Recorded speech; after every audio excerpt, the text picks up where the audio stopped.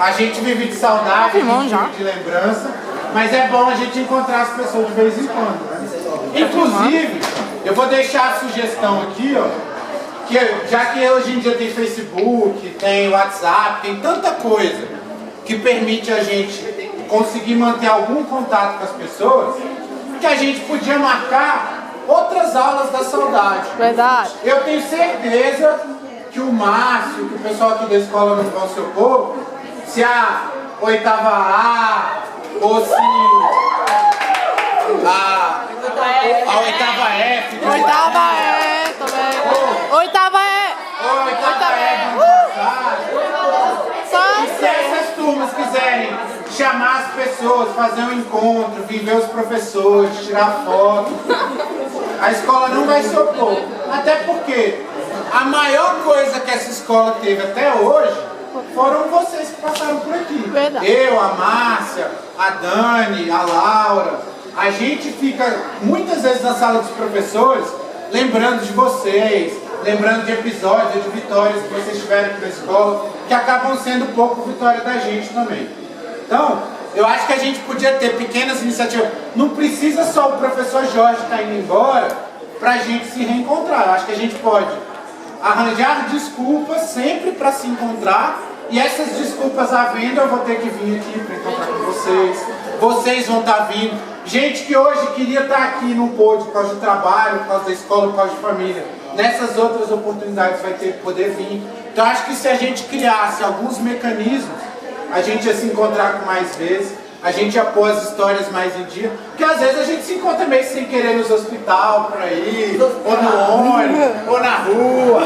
Agora, se a gente se esforça, se a gente trabalha, se a gente constrói os mecanismos para a gente se encontrar, essas coisas acontecem mais rápido. Antes de eu começar a falar as outras coisas que eu tenho para falar dessa aula da saudade, até porque o horário da hora já está adiantado, e a aula da saudade em si não é uma aula para ensinar nada, é uma aula para a gente sentir coisa, para a gente viver essa saudade que está sempre dentro da gente. Eu quero ler uma coisa para vocês que me mandaram, foi uma pessoa, foi o Igor que me mandou. Foi uma das coisas mais bonitas que eu recebi nos últimos tempos. Eu até estava lendo para minha esposa lá em casa, aí comecei a chorar. Então perigo eu começar a chorar aqui também. Mas não vai ser nem a primeira nem a última vez que eu vou chorar na frente de vocês. Porque eu sou chorão mesmo. Então, ó o que o Igor escreveu para mim lá no meu blog.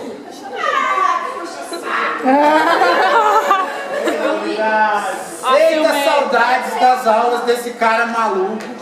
O melhor professor de história que já tive e tenho ainda, pois ainda te considero como meu professor.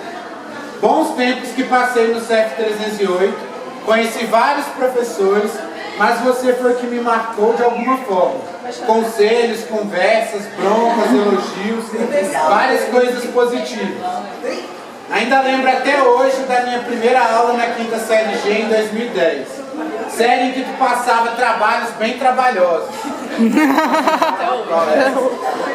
Afinal, sempre tinha maior valor, descontava sempre 0,25 a cada 3 erros de português. Mentira, era 0,1 cada 3 erros. Passados a quinta, sexta, sétima série, enfim chegou a tão esperada oitava série, onde você selecionou os alunos da oitava A, aluno por aluno, dedicando seu tempo para que se tornasse uma das melhores turmas daquela escola. Vários professores contra a turma, pois a conversa excessiva da turma atrapalhava bastante. Mas o senhor sempre confiando na turma, indo lá conversando e não desmontou a turma, e sempre nos defendia de todos os professores. Sempre estava do nosso lado, os professores falavam até que você era nosso pai, porque sempre defendia para valer a turma. Professor que ficava pé da vida quando algum aluno falava a palavra hoje perto de você. Lembro também dos gritos que dava de longe e todos escutavam e entravam correndo para a sala de aula. É verdade. Até hoje é assim, graças a Deus. Hoje em dia lembro muito do que tu me falava nas conversas, os conselhos. Já vivenciei algumas das coisas que você já tinha me falado, bons exemplos que você me dava. Engraçado era na hora de fechar as notas, chamava aluno por aluno para explicar a situação na qual cada aluno estava, falava o que cada um precisava fazer para poder atingir a média. Lembro também que na sua média não era 5, igual os outros professores. Se o aluno não tirasse pelo menos 7, já era motivo de discutir com o aluno, mas sempre com razão, pois tirou esse pensamento da cabeça de vários alunos de ficar tirando nota 5, que já era suficiente para passar. Você sempre colocando os alunos para se esforçar e mostrando que podemos ir bem mais além do que imaginávamos. Sempre na hora que me chamava para ver minha nota, nessa hora eu sempre ficava nervoso, mas sempre me saía bem nas notas. Sempre quando explicava, brincava, mas falava sério também quando falava que iria ficar velhinho, ia ver os filhos dos filhos dos filhos dos filhos. Até para ir no banheiro tinha que falar direito, senão não iria. Professor, eu posso ir no banheiro? No banheiro não. Se quiser ir ao banheiro, aí sim pode. A Olimpíada de História foi outra coisa ótima. Sempre tinha um tempinho para fazermos um encontro, ali com cada equipe para responder as perguntas juntos. Um belo professor, exemplo de professor que realmente se preocupa com o aprendizado do aluno, com a forma com a qual vem sendo tratado dentro de casa, na rua, na escola, sempre colocando a escola em ordem. Lembro que ia na casa dos alunos faltosos, ou que dava trabalho para conversar com os pais. Te admiro bastante, viu, Jorge? Agora é pai, já tenho tempo, ainda não te parabenizei pessoalmente, mas assim que tiver um tempo vou passar lá na escola para conversar com você. Agora está corrido para mim, estou estudando, fazendo estágio, aí fica difícil, mas não esqueci de você não, viu? Belas aulas, tenho até hoje o livro A Utopia do Thomas More. Daquela prova que você passou sobre o livro, ainda tem várias lembranças, mas essas são inesquecíveis. Um abraço do seu aluno que te admira muito. Oh, meu Deus!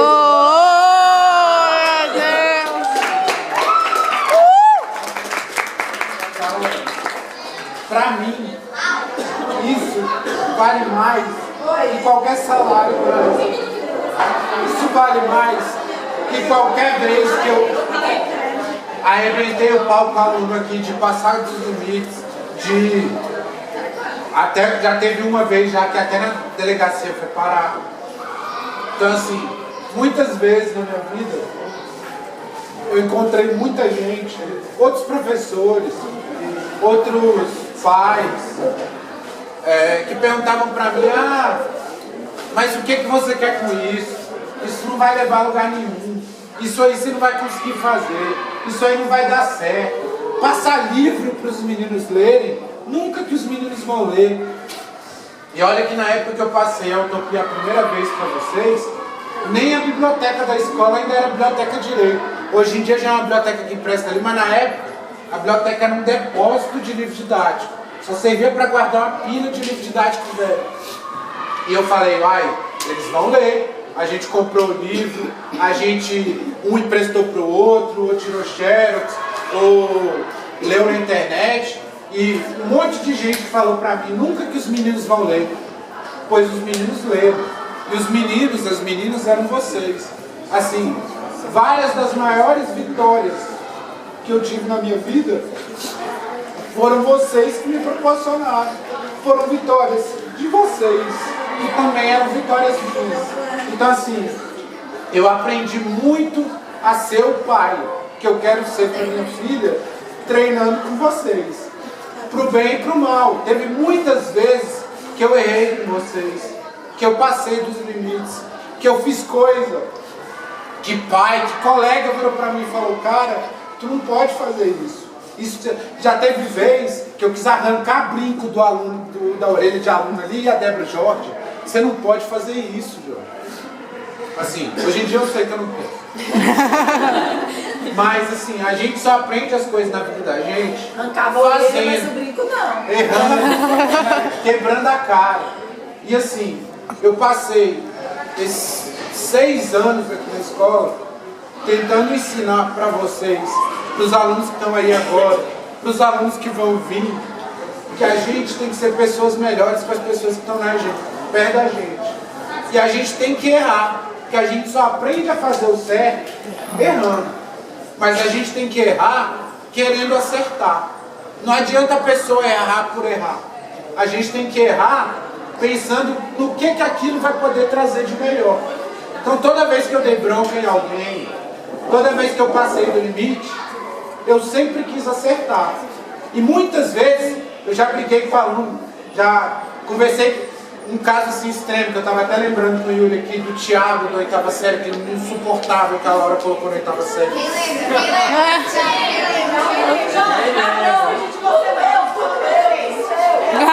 Então assim, eu lembro de eu conversar com o pai e com a mãe dele, uma vez que ele bateu nos meninos da quinta série, e que eu suspendi ele e ele perdeu a prova de matemática, e os pais dele vieram aqui e falaram, ele vai fazer a prova de matemática. Eu falei, ele não vai. Mas a gente vai entrar com uma ação contra o senhor. Eu falei, pode entrar. Vai lá na regional e entra uma ação contra mim. Vocês estão certos, vocês têm esse direito, tem que entrar com ação mesmo. Mas eu não vou tirar o castigo dele, porque o filho de vocês precisa ser castigado. Ele precisa ver que na vida tem limite. Ele precisa ver que na vida a gente não pode fazer com as pessoas só o que a gente quer, não. Então, nesse dia, a gente quebrou o pau, a gente ficou ali mais de uma hora na sala do Márcio discutindo. E o pai e a mãe do Thiago, eles olharam para mim e falaram assim, professor, uma coisa eu tenho que admitir. Eu cheguei aqui na escola para brigar com o senhor, porque eu sabia que o senhor estava todo errado. Mas o senhor tem tanta certeza no que o senhor está falando, que eu estou até duvidando agora do que eu ia fazer, de brigar com o senhor. Eu falei, pai, eu não tenho problema com conversar com pai e mãe de aluno, não. Eu adoro conversar com pai e mãe de aluno. É quando eu mais aprendo. Quando mais não, mas é uma das vezes que eu mais aprendo sobre o meu aluno. Quantas vezes eu não reclamava do aluno o dia inteiro, e quando eu conheci o pai e a mãe dele, eu falava, brother, tu é um sobrevivente. Com esse pai e com essa mãe que tu tem, nossa senhora. O Pedro, quem era do sexto A da quinta 2010, lembra do Pedro. Rapaz, o Pedro dava trabalho, um menino difícil que não queria nada. Mas quem conheceu a mãe do Pedro, rapaz, Entendeu por quê? entendia porque que o Pedro era daquele jeito.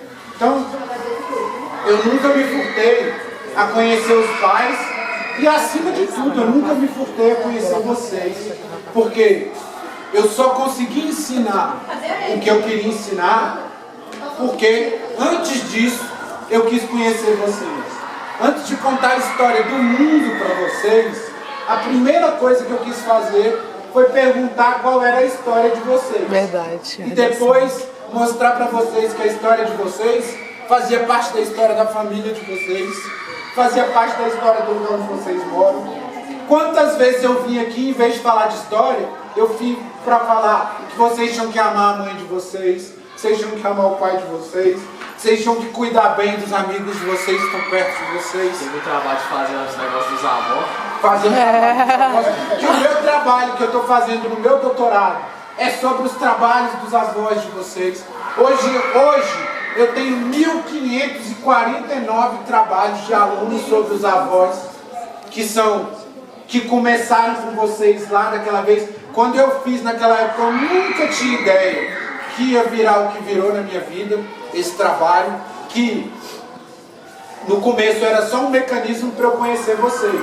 Aos poucos foi virando um mecanismo para eu conhecer a escola, para eu conhecer a comunidade do Recanto das Emas, e hoje em dia é uma coisa que serve até para eu me conhecer, porque o meu trabalho está falando de vocês, mas só de ser meu ele está falando de mim também.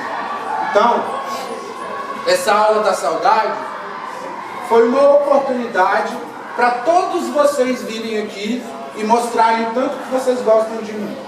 Porque só de vocês terem largado as coisas de vocês e estarem aqui meio-dia, sexta-feira, é porque vocês gostam de mim. Mas, acima de tudo, eu marquei isso para eu ter a oportunidade de dizer para vocês o tanto que vocês foram importantes para mim. E o tanto que eu só virei o professor que vocês tanto falam, ah, que professor maravilhoso que o Jorge é. Eu só virei esse professor porque eu fui professor de vocês. Porque eu fui aprendendo a ser esse professor em cada conversa que eu tive com vocês, em cada briga que eu tive com vocês. Cada vez que a avó do Felipe Eduardo vem me pedir, professor, pelo amor de Deus, conversa com o Felipe Eduardo, que ele não quer tomar os remédios dele. Cada vez que um pai ou uma mãe, igual eu lembro da mãe do menino que eu estava falando outro dia na reunião, que deu mais trabalho de todos, Guilherme.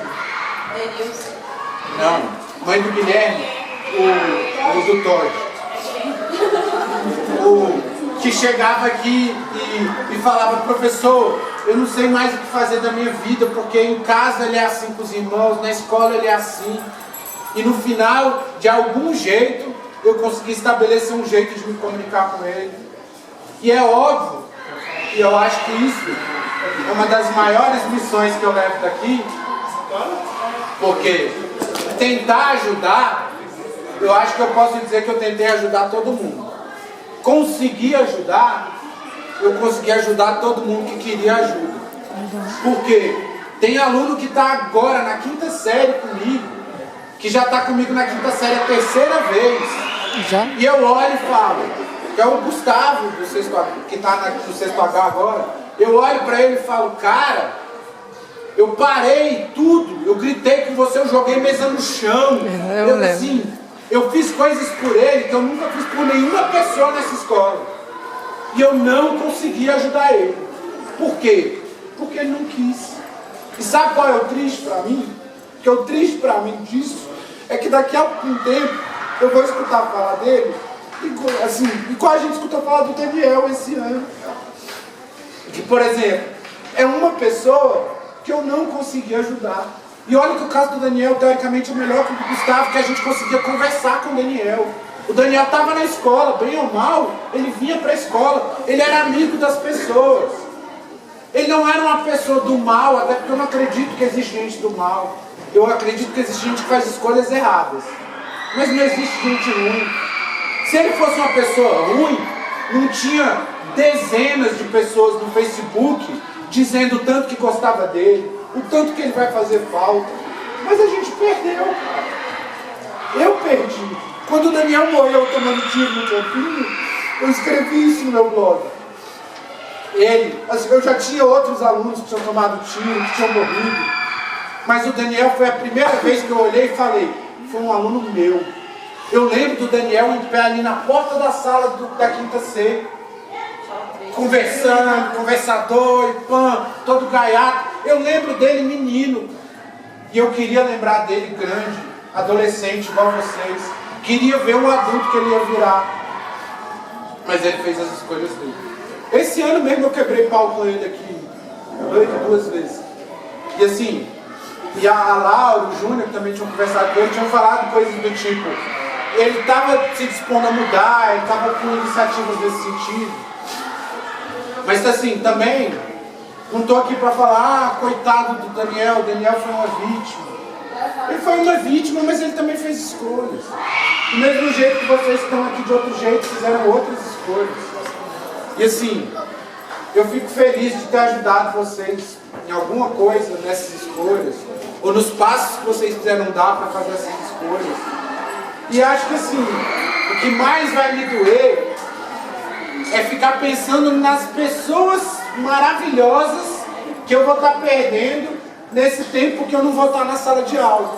Porque vão continuar vindo crianças sensacionais. O Rodrigo estava me falando que a irmã dele vem aí ano que vem.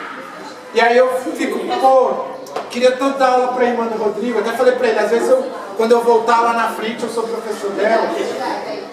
Queria dar mais aula para as pessoas que estão na 5ª série hoje, que vão ser meus alunos. Queria fazer o teatro da Guerra de Troia com eles, que não vai dar tempo.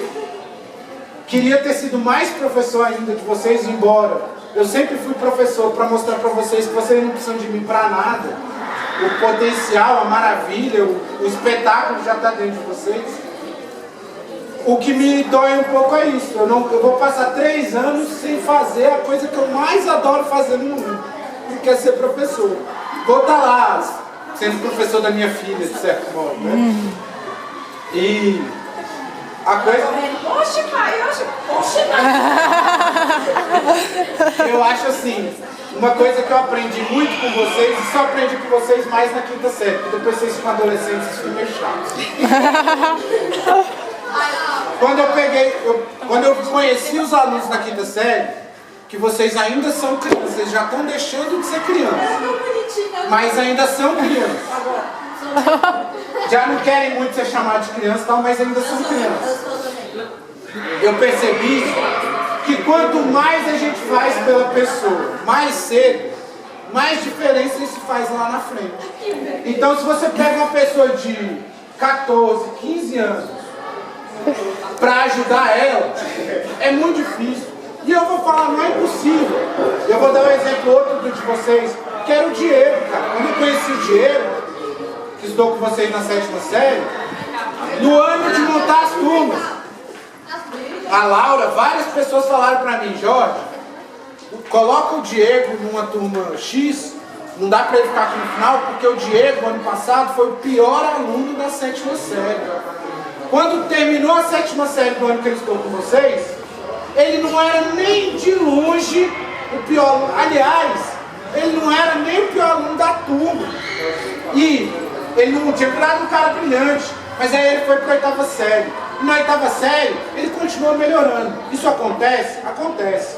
Mas é muito mais difícil. E aconteceu principalmente pelo querer dele. E eu também acho, pela influência positiva de vocês, pelas boas amizades que ele teve, pelas pessoas que mostraram para ele que ele tinha outras opções, que ele não precisava ficar naquelas opções que eram as únicas que ele achava que ele tinha. Mas quanto mais cedo a gente faz isso, mais frutos dá. Por isso que eu comecei a ir dar palestra no 510 e já conversar com os meninos antes mesmo deles virem para cá para me conhecer. Porque já ia plantando umas sementinhas lá para permitir a mudança.